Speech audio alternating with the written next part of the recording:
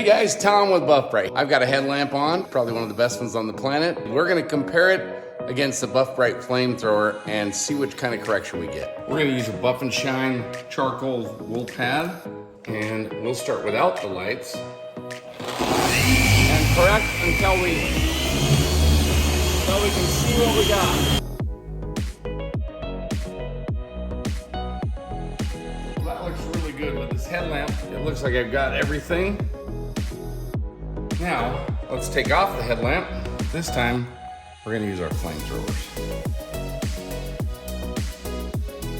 Look at the way I can just see that. That light comes up and meets my eye. I can see all those imperfections. With the headlamp, it's facing down. It doesn't come back to meet your eye. It's all about angle. I also want you to notice, as this polish breaks down, I can see right through to exactly what I got left. And then I can use my light, and I can go ahead and use it as an inspection light. All right, now let's compare the two sides here and see what we got. And that turned out pretty good. It doesn't look that bad. Let's use our flamethrowers and we'll inspect what the other might have left behind.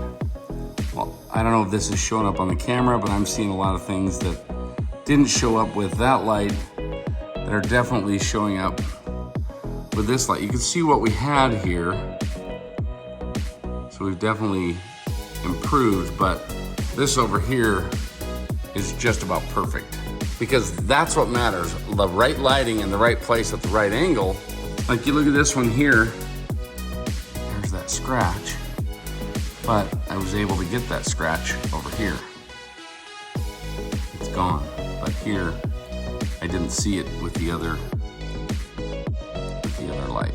So if you haven't checked them out yet, guys, check out Vac Brite Flamethrowers and Vac Brite Skin. VacBrite.com.